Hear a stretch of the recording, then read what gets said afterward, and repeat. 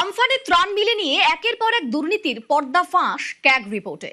এক এক দিন এক একটা দুর্নীতির খবর তুলে ধরছি আমরা, কিন্তু তাও শেষ হচ্ছে না। এ যেন দুর্নীতির মেগা সিরিয়াল। আজকের পর্বে তুলে ধরব ত্রিপল, সেচ আর বিদ্যুৎ।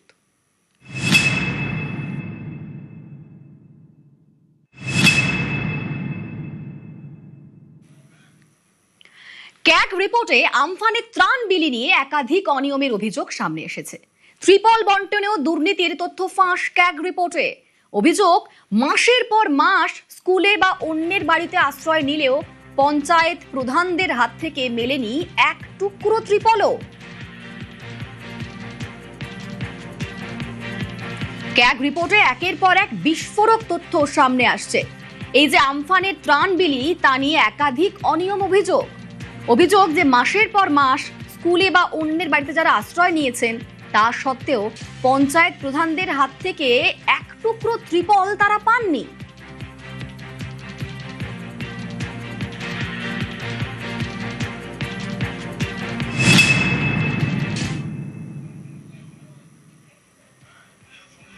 আমার সঙ্গে সরাসরি সোমরাজ রয়েছেন প্রতিনিধি। সোমরাজ, পাহাড় প্রমাণ দুর্নীতি, ক্যাগ রিপোর্টে একের পর এক বিস্ফোরক তথ্য। আমফানে যারা ক্ষতিগ্রস্ত হয়েছিলেন তারা তো কিছুই পাননি, অন্যদিকে পকেট ভরেছে অন্য কারো।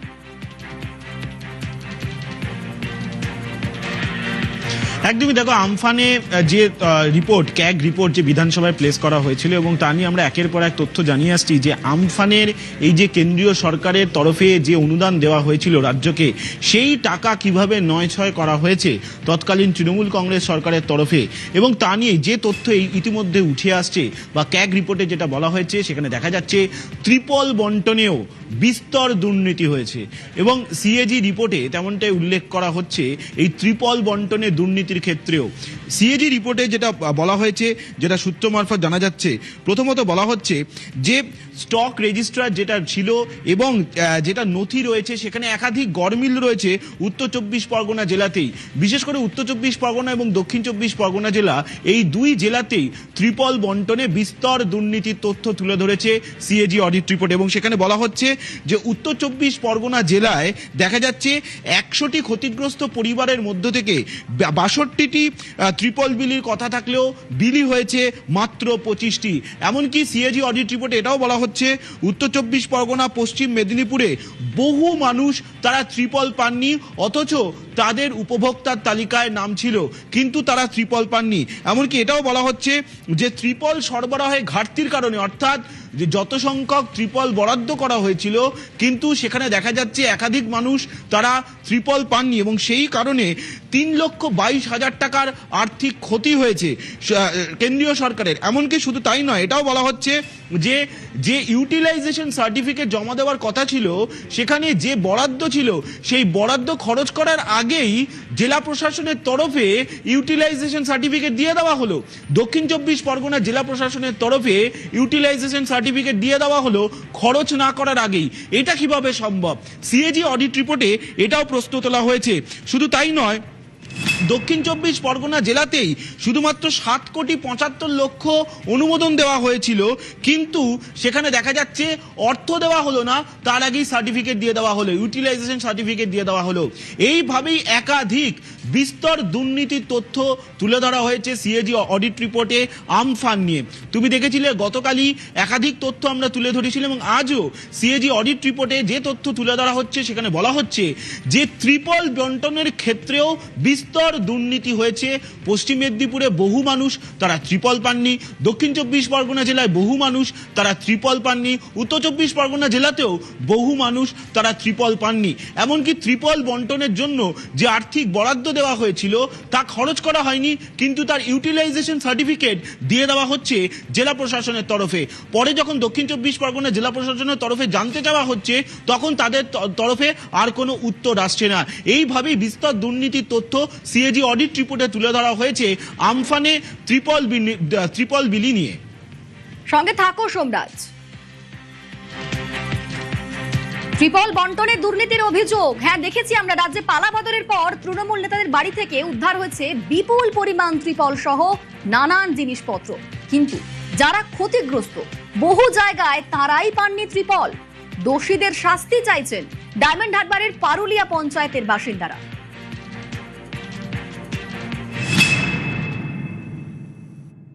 আমাদের ঘরের খোলা উড়ে গেছে, খোলা ভেঙে গেছে, কাগজও একটাও পাইনি এবং চাইতে গেছি বলে এখন কাগজ হবে নি। আমাদের চাল উড়ে গেছে, আমার তখন মেয়ে 6 মাসে ভিজেছিলাম। আমফানের সময় চাল এইছে, আলু এইছে, মাথা পিছু সব 3-4 কিলো করে চাল দেওয়ার কথা 2 কিলো করে 1 কিলো করে দিয়ে সব চালের বস্তা বিক্রি করে দিল।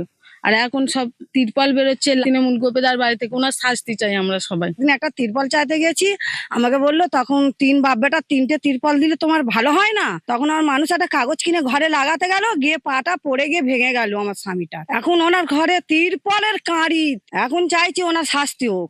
সবাই পায়নি, পার্সোনাল ভাবে কিছু নেতার লোকও পেয়েছিল, গরিব মানুষ যারা অরিজিনালি পাওয়ার যোগ্য তারা পায়নি। এমনও লোক আছে 2টো ঘর পেয়েছে, এমনও গরিব মানুষ আছে ঘর পায়নি। একটা নেতার বাড়ি থেকে একটা পেপার তেরপল আনতে গেলে আগে প্রধানের কাছে যাও, ভিডিও যাও বলতে পারে, এখন একটা লড়িতে লড়িতে পাওয়া যাচ্ছে। এই দুর্নীতির প্রতিবাদ হোক, আমি চাই গরিব মানুষ পাক।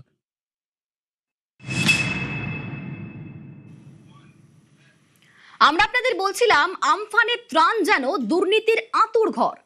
আমফান তাণ্ডবের পর রাজ্য সরকারের বিদ্যুৎ বিভাগের বিপুল ক্ষতিপূরণের দাবি, সেই দাবি ঘিরে মারাত্মক প্রশ্ন তুলে দিল ক্যাগ রিপোর্ট। সেখানে এই যে ক্ষতিপূরণ তা বিপুল পরিমাণ বাড়িয়ে দেখানো হয়েছে। আমার সঙ্গে সরাসরি সোমরাজ রয়েছেন প্রতিনিধি। সোমরাজ, ক্যাগ রিপোর্টে কি উল্লেখ রয়েছে? এই যে বিদ্যুৎ দফতরের ক্ষতিপূরণ, সেই ক্ষতিপূরণে কিভাবে গড়মিল করা হয়েছিল?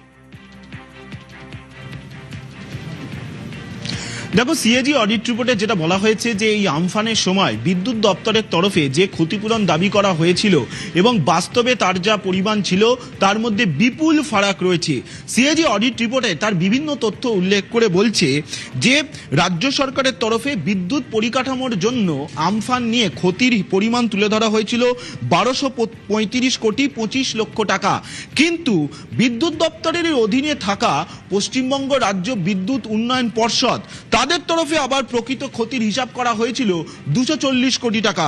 অর্থাৎ যে ক্ষতির হিসাব বিদ্যুৎ দপ্তর দিয়েছে আর তারই অধীনে থাকা সংস্থা যে ক্ষতির হিসাব তুলে ধরছে তার মধ্যে বিস্তর ফারাক রয়েছে। এবং যেখানে দেখা যাচ্ছে যে রাজ্যের বিদ্যুৎ দপ্তরের তরফে দেওয়া ক্ষতির হিসাব এবং তারই অধীনে সংস্থার তরফে দেওয়া ক্ষতির হিসাবের মধ্যে পার্থক্য রয়েছে। মানে দেখা যাচ্ছে তুলনামূলক বিশ্লেষণ করলে 19% বেশি পরিমাণ ক্ষয়ক্ষতি হয়েছে, তার অধীনে সংস্থা তেমনটাই বলছে। শুধু তাই নয়, এখানেও বলা হচ্ছে যে বিপুল পরিমাণ ক্ষতির অঙ্ক দেখানো হয়েছিল, কিন্তু তারপরে যখন কেন্দ্রের টিম আসে তারা যখন দেখা যায় সেই পরিমাণ ক্ষতি হয়নি। রিপোর্টে এটাও বলা হচ্ছে যে পশ্চিমবঙ্গ রাজ্য বিদ্যুৎ উন্নয়ন পর্ষদ তারা যে হিসেব পাঠিয়েছে সেখানেও বিস্তর গরমিল রয়েছে এবং বলা হচ্ছে যে ক্ষয়ক্ষতির যে হিসাব রয়েছে এবং যে খরচ তারা করেছে তার মধ্যে ফারাক রয়েছে, যদিও সেই হিসাব তারা পাননি বিদ্যুৎ দপ্তরের তরফে। সিএজি অডিট রিপোর্টের তরফে তেমনটা উল্লেখ করা হচ্ছে এবং বলা হচ্ছে এই কারণেই তারা মনে করছেন যে আয় ব্যয়ের হিসাবে বিপুল ফারাক রয়েছে এবং সেক্ষেত্রেও বিস্তর দুর্নীতি হয়েছে বিদ্যুৎ দপ্তরের মাধ্যমেও খরচ করার ক্ষেত্রে। সঙ্গে থাকো সোমরাজ।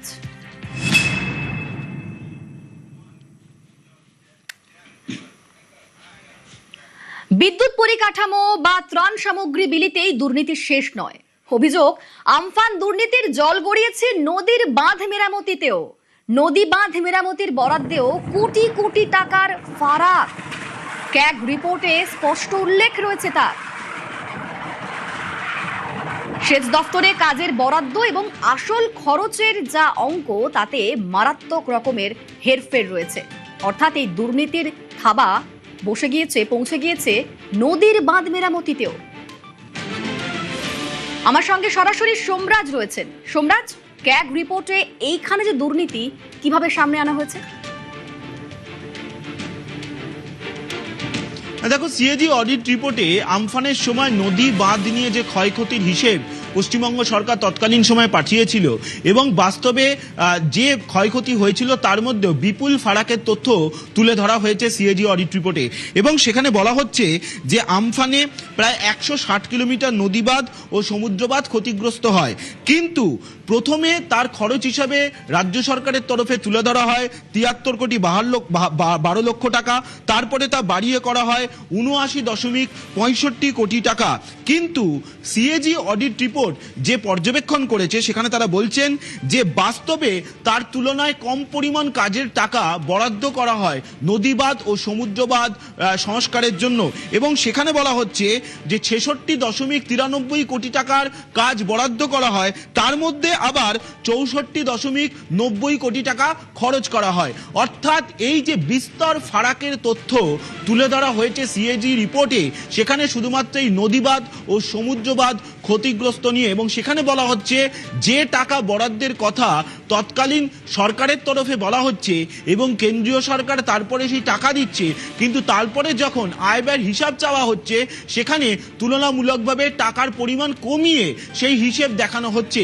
আর সেখানেই সিএজি অডিটের রিপোর্টে বলা হয়েছে যে এখানেও আয় ব্যয়ের মধ্যে প্রচুর ফারাক রয়েছে এবং সেটাই দুর্নীতির শামিল। সিএজি অডিট রিপোর্টে তেমনটাই উল্লেখ করা হয়েছে। নদীবাঁধ ও সমুদ্রবাঁধ ক্ষতিগ্রস্ত হিসাবে দক্ষিণ 24 পরগনা জেলা, উত্তর 24 পরগনা জেলার তথ্য তুলে ধরা হয়, কিন্তু সেখানেই বিস্তর ফারাকের কথা সিএজি অডিট রিপোর্টে উল্লেখ করা হয়েছে। বেশ, ধন্যবাদ সোমরাজ। অর্থাৎ বিভিন্ন ক্ষেত্রে বিভিন্ন জায়গাতে দুর্নীতি হয়েছে, অনিয়ম হয়েছে, এ যেন সত্যি দুর্নীতির মেগা সিরিয়াল। যখন ঝড় বর্ষা বা এরকম আমফান ইয়াস আসে তখন নদী বাঁধ ভেঙে এলাকা প্লাবিত হয়, তাতে যা টাকা বরাদ্দ হয় সেই টাকা কিন্তু সঠিকভাবে কাজ হয় না। নদী বাঁধের অত্যন্ত দুর্নীতি হয়েছে। আমফান আইলার পর আমরা যদি দেখি সুন্দরবনের নদীবাঁধগুলো যে অবস্থায় ছিল সেই অবস্থাতেই আছে। প্রচুর পরিমাণে দুর্নীতি হয়েছে। কাজ করার আগে কাজের টাকা কিভাবে নিজেদের পকেটে ভরবো সেটাই ছিল তৃণমূলের নেতাদের আসল লক্ষ্য, মূল লক্ষ্য। সেই চোরগুলো বাইরে এখনো ঘুরে বেড়াচ্ছে। জানেন তৃণমূল জমানায় প্রথম বড় মাপের দুর্নীতির অভিযোগ কোনটা? উত্তর এসজেডি এর কেলেঙ্কারি। শিলিগুড়ি জলপাইগুড়ি উন্নয়ন পর্ষদকে ঘিরে প্রায় 200 কোটি টাকার 9-6 অভিযোগ, যার সঙ্গে নেতা, মন্ত্রী, বিধায়ক থেকে আইএএস সবার নাম জড়িয়েছিল। আর এবার সেই দুর্নীতিরই ফাইল খোলার পালা। যেখানেই দুর্নীতি আছে সেখানে আমাদের একটা এনকোয়ারি কমিটি আমরা করছি পুলিশকে সঙ্গে নিয়ে, এবং এর তদন্ত হবে।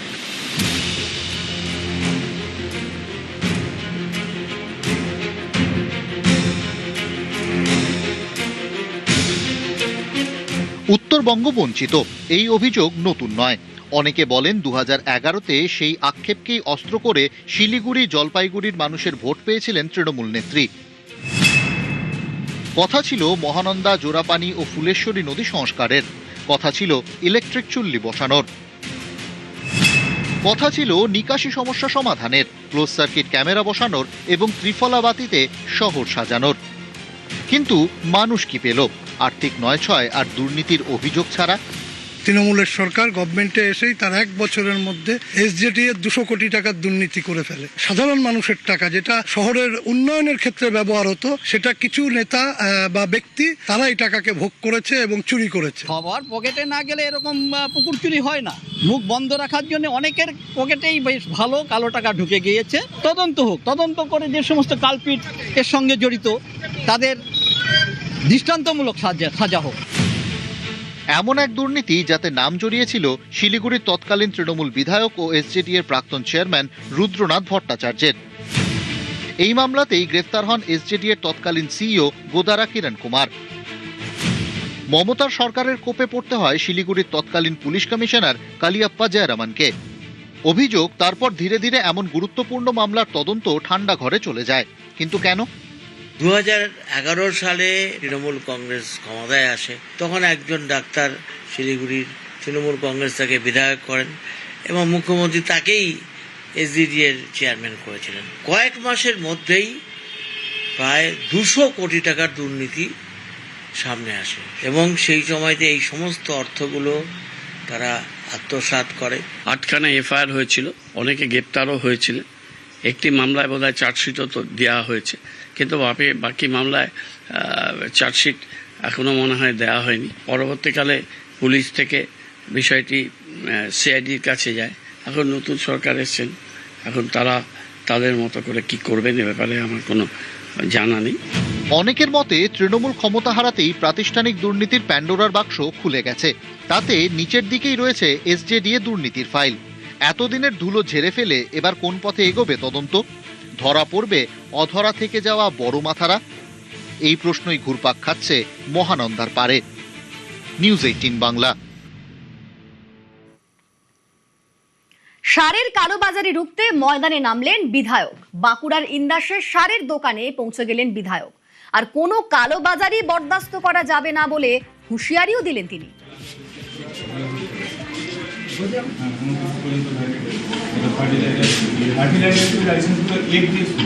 এই গত 1 মাসের মধ্যে উনি মাল কিনেছেন, ডিএপি মাল কিনেছেন 1350 টাকা, মাল বিক্রি করছেন 1650 টাকা। একটু দেখুন, একটু দেখুন ডেট দেখুন, এখানে দেখুন 10-26-26 মাল কিনছেন 1950, বিক্রি করছে 2250, মানে পার প্যাকেটে 300 টাকা। মিটিং করে পরও তো আপনি এরকম করছেন কেন? স্যার আমি খুব চাপে আছি, বাবার খুব শরীর খারাপ। আপনি এগুলো কি করে আপনি 300-400 টাকা কেন বেশি নিচ্ছেন? জনগণকে মানে যেগুলো ওরা ট্যাগিং দিয়েছে, আর গাড়িগুলো কি করে আমাদের গাড়িগুলো এই তো এমআরপি রেটিং যদি নেয় তাহলে আপনাদের সুবিধা হবে তো? 100% তো হওয়া উচিত। সরকার নির্ধারিত রেট বেঁধে দিচ্ছে, সেইটা নিলে আপনাদের সুবিধা হবে, তাই তো? খুশি তো? খুশি, হ্যাঁ। ওই রেটটা যদি চলে, হ্যাঁ এই রেটটা যদি চলে। বস্তায় যে পিন রেট, ওই রেটের বাইরে 1 টাকাও যদি হয়, আমাদের লোকাল নেতৃত্ব আছে, একদম ওসিকে ফোন করবেন।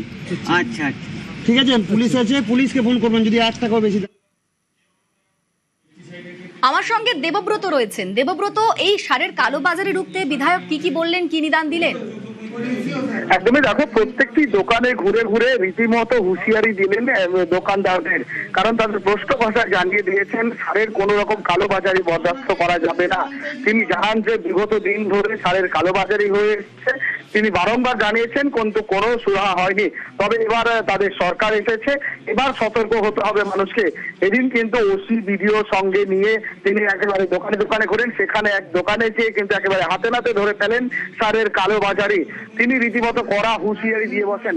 তুমি জানো বর্ষার মরশুম, বাঁকুড়া জেলায় ইতিমধ্যে চাষ শুরু হয়েছে, ধান রোপণ শুরু হয়েছে, এখন প্রচুর পরিমাণে সার প্রয়োজন। এই সারের কালোবাজারি দীর্ঘদিন ধরে হয়ে আসছিল বাঁকুড়া জেলা জুড়ে, যে কারণেই কিন্তু বিধায়ক এই কৃষকদের স্বার্থে সাধারণ মানুষের জন্য কিন্তু এদিন একটি টিম গঠন করে নিজেই দিঘল গ্রামের যে সমস্ত সারের দোকানগুলি রয়েছে সেই দোকানে দোকানে গিয়ে সকলকেই হুঁশিয়ারি দিলেন। এরপরে শটান চলে যান ধান জমিতে, সেখানে যে কৃষকদের তিনি বলেন যে মূল্য লেখা রয়েছে তার থেকে যাতে 1 টাকাও বেশি না দেয়, তারা চাইলেই অর্থাৎ দোকানদার সারের দাম বেশি চাইলেই সঙ্গে সঙ্গে যাতে বিধায়ককে কিংবা থানায় খবর দেয়, দ্রুততার সঙ্গে তাদের বিরুদ্ধে অ্যাকশন নেওয়া হবে। বেশ, ধন্যবাদ দেবব্রত।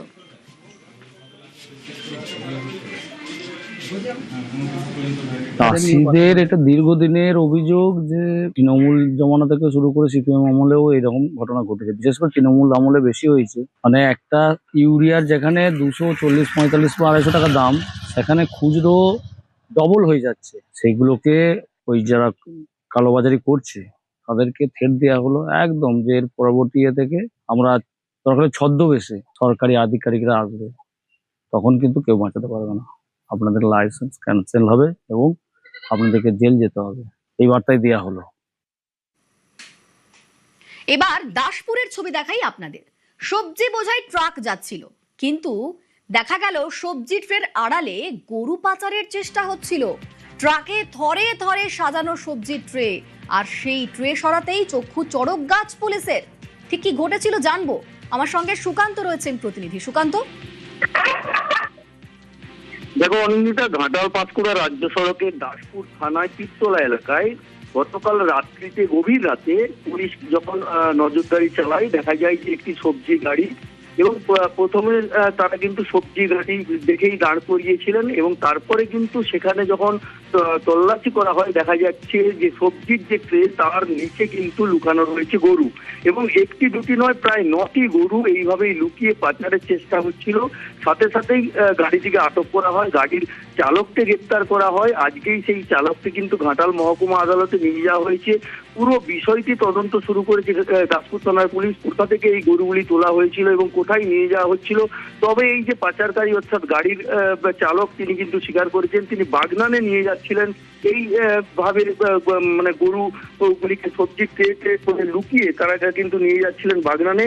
এবং পুরো ঘটনা নিয়ে বিজেপির পক্ষ থেকে কিন্তু প্রতিক্রিয়া দেওয়া হয়েছে। তাদের দাবি যে তৃণমূলের সময় কিন্তু এইভাবেই নানান পাচার কাজ চলতো এবং পুলিশ পয়সা নিত, সেই পুলিশ পয়সা নিয়ে কিন্তু পাচার কাজে সাহায্য করতো। বর্তমানে সরকার পরিবর্তন হয়েছে, পরিবর্তনের পর কিন্তু আর এই একই কায়দা নেই, অর্থাৎ পুলিশ আর পয়সা নিয়ে পাচার করবে না। পুলিশ কিন্তু একই পুলিশ তারা কিন্তু আজকে এই পাচারের গাড়ি ধরছে এবং তাদেরকে উপযুক্ত ব্যবস্থা নিচ্ছে তাদের বিরুদ্ধে।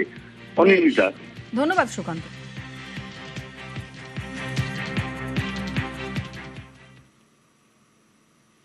এবার কোচবিহারের খবর দেখাই। নিষিদ্ধ কাপ সিরাপ সহ ফের গ্রেফতার।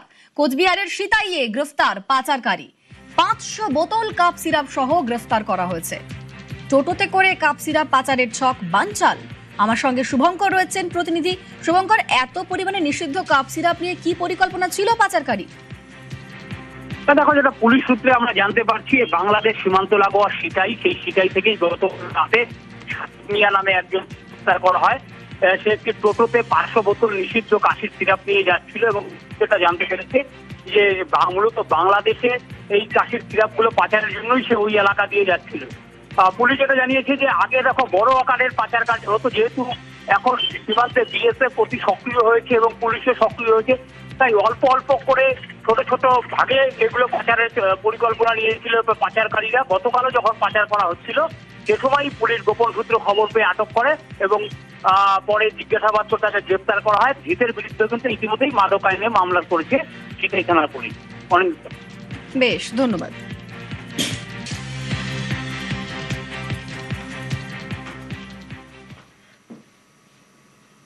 উত্তরবঙ্গে নাগাড়ে বৃষ্টি চলছে। নাগাড়ের সেই বৃষ্টিতে ধস। দার্জিলিং এর বিজন বাড়ির ছবি দেখাবো। দার্জিলিং এর বিজন বাড়িতে ধস। রিম্বিক লোধামার সংযোগকারী রাস্তায় ধস নেমেছে। ধসের জেরে সমস্যায় পড়েছেন 6টি গ্রামের বাসিন্দারা। লাগাতার বৃষ্টি চলছে উত্তরবঙ্গে, ভারী বৃষ্টি হচ্ছে এবং সেই বৃষ্টিতে এবার ধস। দার্জিলিং এর বিজন বাড়িতে ধস। রিম্বিক লোধামার সংযোগকারী রাস্তায় ধস নেমেছে, যার ফলে সমস্যায় পড়েছেন 6টি গ্রামের বাসিন্দারা। আমার সঙ্গে পার্থ রয়েছেন প্রতিনিধি। পার্থ, এখন কি অবস্থা? দেখো, গত কয়েকদিন ধরে কিন্তু অবিরাম বৃষ্টি হয়ে চলেছে পাহাড় জুড়ে এবং তার ফলে কিন্তু নতুন করে ধস নেমেছে বিজনবাড়ি ব্লকে। এবং সেই বিজনবাড়ি ব্লকে যে পেঞ্চিটার থেকে শুরু করে রিম্বিক লোধামা যাওয়ার যে রাস্তা, সেই রাস্তা কিন্তু সম্পূর্ণভাবে ক্ষতিগ্রস্ত হয়েছে একটা বড় অংশ।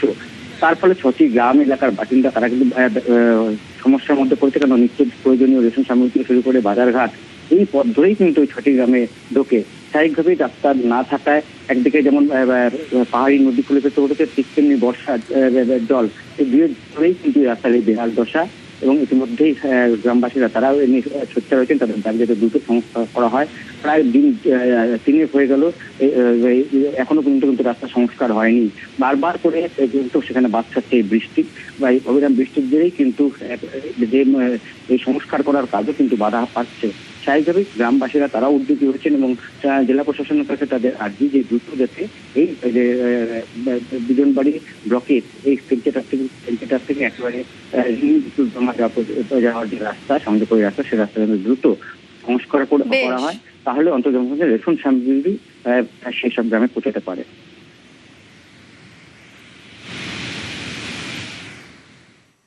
এবার দেখাই সুন্দরবনের ছবি। সুন্দরবনে বাঘ দর্শন। দেখুন, সাঁতরে নদী পার করছে বাঘ। মরিচঝাপি জঙ্গলের কাছে বাঘের দেখা পাওয়া গেল। সাঁতরে নদী পার রয়্যাল বেঙ্গল টাইগারের। আমার সঙ্গে অনুপ রয়েছেন প্রতিনিধি। অনুপ, দেখো, এর আগেও কিন্তু আমরা সুন্দরবনে কিন্তু এই যে রয়্যাল বেঙ্গল টাইগারের কিন্তু দেখা ছিল এবং সেখানে কিন্তু যেসব পর্যটকরা সুন্দরবনে কিন্তু ইতিমধ্যে যে ইলিশ উৎসব হচ্ছে, তারা কিন্তু বারবার কিন্তু প্রতি নিয়ত সুন্দরবনে আসছেন এবং সেখানে কিন্তু প্রায়ই কিন্তু বাঘের দেখা পাচ্ছে। গতকালকে কিন্তু এরকম একটি বাঘের দেখা পেয়েছে পর্যটকরা। সুন্দরবনের মরিচঝাপির জঙ্গলের পাশ থেকে যে নদী রয়েছে, জঙ্গলের সেই নদীর স্বার্থে কিন্তু একটি বাস কিন্তু এপার থেকে ওপারে যাচ্ছে, সেই ছবি কিন্তু তারা কিন্তু ক্যামেরাবন্দি করে। এই ঘটনায় কিন্তু যেমন একদিকে যেসব পর্যটকরা আসছে তারা কিন্তু এই সুন্দরবনে ইতিমধ্যে ইলিশ উৎসব চলছে সেটাকে যেমন উপভোগ করছে, তারপরে যদি এই যে সুন্দরবনে যদি রয়্যাল বেঙ্গল টাইগার দেখা যায় তবে তো বেজায় খুশি। কারণ এই বাঘ দেখতেই তো মানুষজন আসে এই সুন্দরবনে ঘুরতে, এবং এই সুন্দরবনে থেকে উপভোগ করে যাওয়ার একটাই কারণ এই যে বাঘ দেখা। সেখানে যদি বাঘ তারা যদি দেখতে পায় তবে তো খুশি খুশি, এমনই কিন্তু পর্যটকদের উক্তি। বেশ, ধন্যবাদ অনু।